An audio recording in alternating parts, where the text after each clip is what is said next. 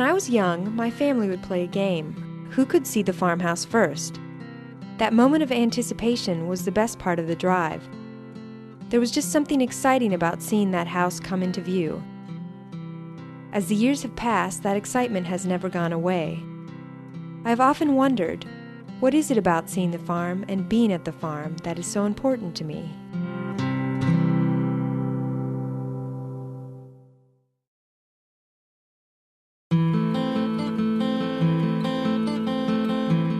This is a working farm. It's a workplace.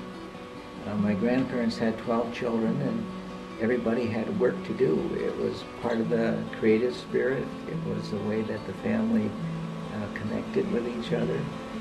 And you just can't maintain a farm like this by just coming up and just having fun. A farm is a place, by its very nature, where you're required to be innovative, make things, grow things. We grew potatoes, and we would take care of them. We'd take care of the cattle. Part of the process of raising potatoes is you have to, at that time anyway, there were wire baskets, which we still have around here, and when filled with potatoes weighed about 75 pounds each. Ines was able to, without a yoke on her shoulders, lift one in each hand, 75-pound buckets of potatoes and dip them in this chemical and then pull them out, bucket after bucket after bucket. I have pleasant memories. I would feed them, and they'd go into the barn, and my mom and dad and I would milk them together, 3 at a time. We'd listen to polka music on the radio.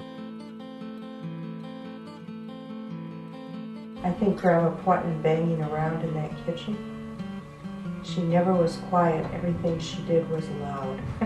So she banged dishes and pots and pans and sang, and that's a really happy memory. It's just been recently that every time I walk into this place, I didn't hear her banging around.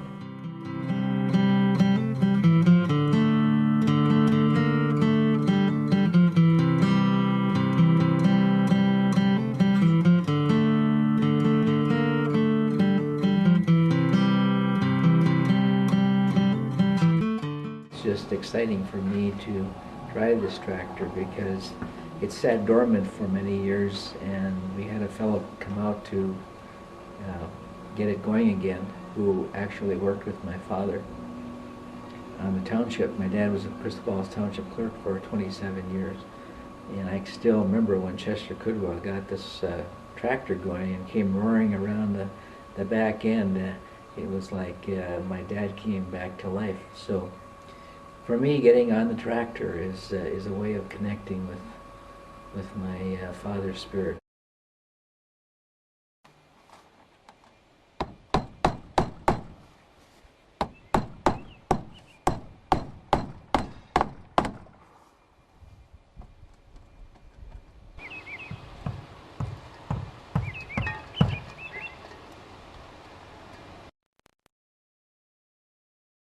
My folks grew potatoes for many years, and I picked more rocks than I did potatoes, and those were good lessons in life, that nothing comes easy in life. You have to persist, you have to work hard.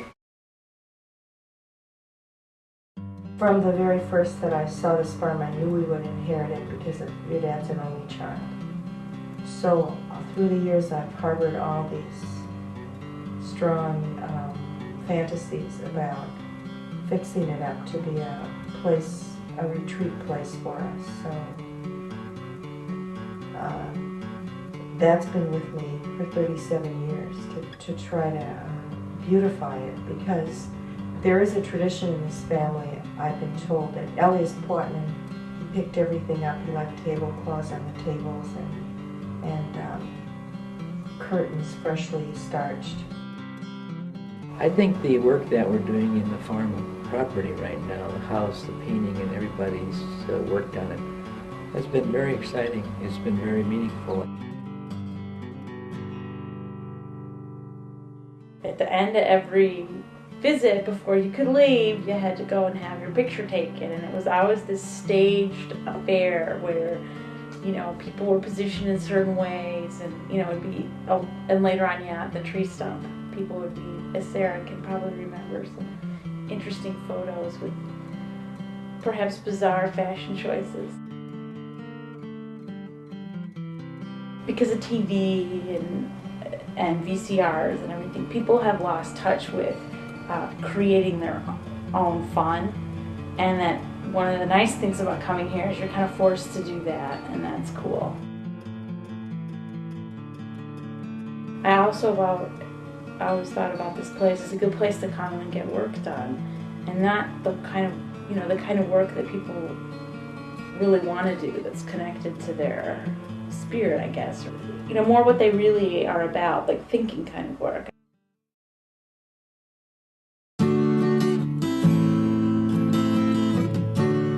The nice thing about coming up here is it's so different from our regular day-to-day life. I mean, it's quiet, it's beautiful. I'm glad that we never gave up or sold this place. There were some offers that were made, but it's kind of fun to come here. It's restorative, it's generative in terms of ideas. I think that, in a sense, the land and building itself is like a story, and the changing face of the landscape and what buildings are there. My personal experience with land is very limited. I mean, I grew up in a very urban area with no land. So I think that coming out here and being among, you know, however many acres there is, I think is a new experience for me. And the only thing I can relate to is stories that my father tells me about the land back in Palestine and how special that is. And I guess maybe sometimes I try to think about that when I'm out here and think about how that is so important to people. I've come to associate coming here with a time to reconnect with your life and take a moment to appreciate kind of what's going on. I like it really early in the morning before everyone's gotten up, and sometimes there'll be mist across the fields, and I'm looking across the fields and looking for deer, and there's this sense, but everything else, you know, birds and everything has been up for a while, and it's just this, I like that part. Again, it's nice, the kind of solitude feeling, but at the same time a connectedness. I think as an artist, the space in this house is, especially in the upstairs, is really interesting to me and warm and friendly. And I like the house too because of, can you imagine having 12 kids and then having 4 boarders in this space? I mean, it was brimming with people all the time, and I still feel that some of that is in this space. And then all those children were born in this place, and Ines died in this place. When I was growing up, I think my favorite part of the farm was the sauna. It's there. My mom and dad and I went to sauna together as a family. It was a time of cleansing. It was a time of just feeling good. The steam. And walking in the woods is very important to me. I like the solitude of the woods and the difference in the seasons. And the broad fields, the sense of being alone here. There's lots of places you can be, but this place nearly at the end of this lane is set aside, and I think on a nice piece of property.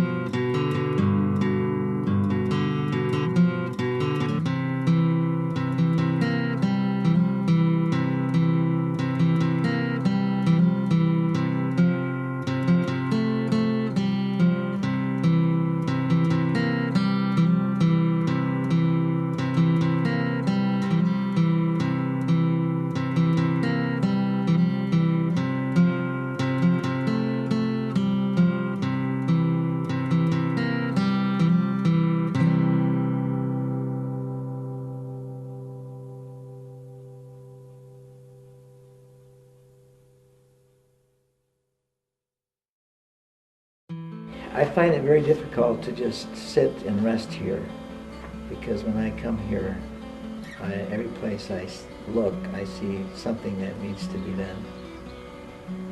So to me, the farm now is not a resting place, nor is it the farm that it once was. It's the third generation guy who is looking at decaying buildings and everything that's around there and trying to preserve it.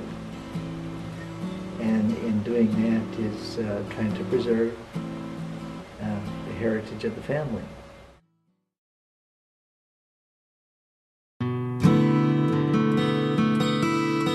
I think there was a decision that my dad faced and that I faced later on, and the question was what to do with the farm. It's, in a way, it's a burden. It's a treasure, but it's also a burden because it costs, takes time and effort and all of that. But because you're interested in it, is the what amounts to now is the fourth generation. That's what's keeping the farm going. It's a different place than it was when I was a kid, because a big part of it because it was Grandma and Grandpa's farm. This is their place, and the farm is a lot different than now than it did then. I mean, there's buildings missing. You know, the concept of a museum where you go to visit something and it's kind of, you have a reaction to it and it's contained. It's nice that it's less like that now, that it's more active. When I was a younger man, I had a dream that somehow this farm would become like a boys' ranch or a young people's ranch, where young people from the cities could come up and experience the joy of this place and learn something about hard work and nature and stuff like that. So I think that there's been some new life breathed into the farm with us growing up, being adults and starting families and bringing new people to the farm. It's kind of a rebirth after it kind of been laid dormant for a while. It's about the future, and it's about what the living will make of this place. When I first got here, the overwhelming feeling about the place was the presence of the dead, photos and furniture, and just evidence of people that have been here before, people that are long dead that I've never known and will never know. But yet they shaped this place. They built it, they molded it, and their legacy is here. When I was in the kitchen just now making pie, of course I was thinking about Grandma and all the pies that they used to make. And yeah, you can't help but get a strong sense of the people that used to be here. Over the years, there have been a wide variety of people who have inhabited the house, the grandparents, their children, my parents, myself, cousins who came up for the summer. The four sisters used to get together and you'd laugh so hard you'd roll on the ground. They would tell jokes. Everything was funny. My grandparents would sit by the radio and they would listen to Gabriel Heater and other things. My grandmother was probably reading the Reader's Digest in English, trying to learn English. And they would tell me stories about Finland. Both my mother, in 1990, her ashes were laid to rest here. And in 1992, Judy and I came up from West Des Moines with the urn and ashes. And the local pastors, Kim Beckman and Fred Kinsey, came here and we had a gravesite memorial farewell to them as well. The car, Old Bessie, that got us here had actually broken down, and so for a whole day we were sort of stuck at the farm with them. We couldn't leave. It was just the two of us, and of course Dieter was with us. And that week, or within those couple days, is when Isabel was conceived. And I remember walking with Anne out in the field, like way out in the field, and putting my arm around her and saying, "Honey, you could be pregnant now." So when you think about the full spectrum of human emotions and human events that can take place in a family, it's all happened in the farmhouse, from birth to death, and everything in between. This was considered the house on the hill, the big time in this community. Elias was very highly thought of.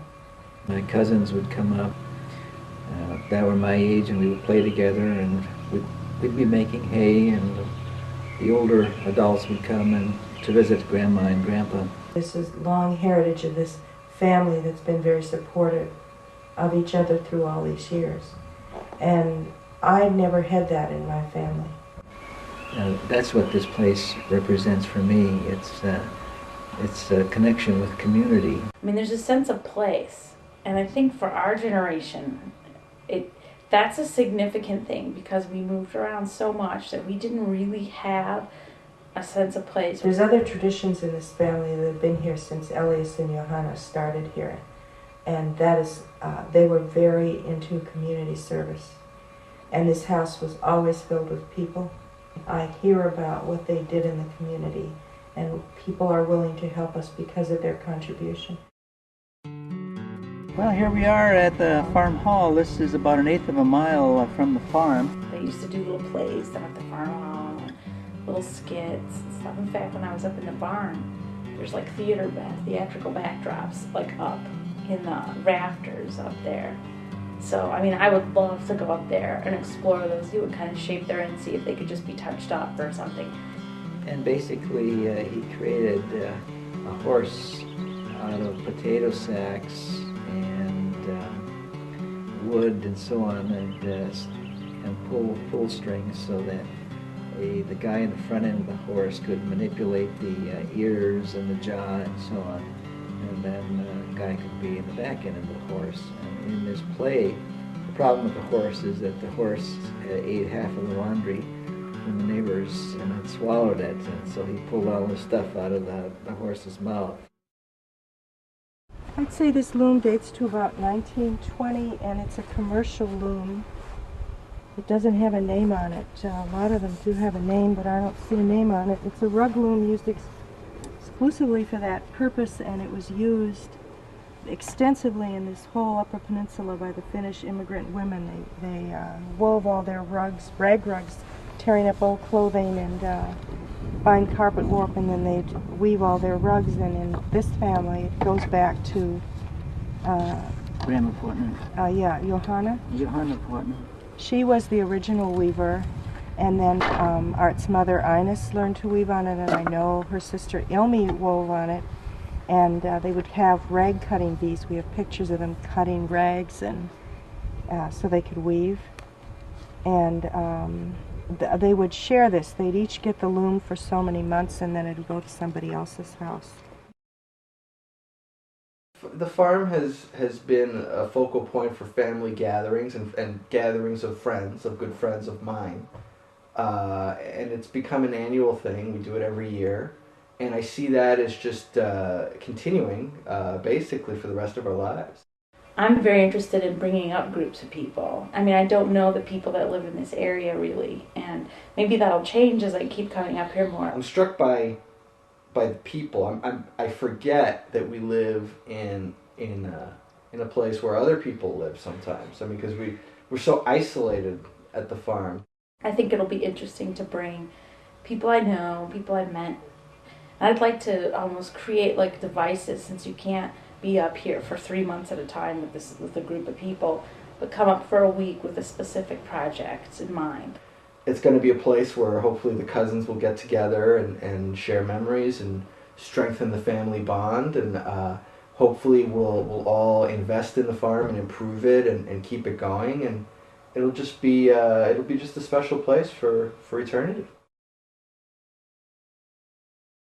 Over the last 5 or 6 years since we've been coming here, I sort of view this as my place too. It's very familiar now. It's sort of it's almost like my vacation retreat when I need to get away. So, and the fact that there's such deep family connections for Anne makes it more enjoyable for me, because I feel. And now, especially with Isabel, I feel like that connection is continuing into the next generation.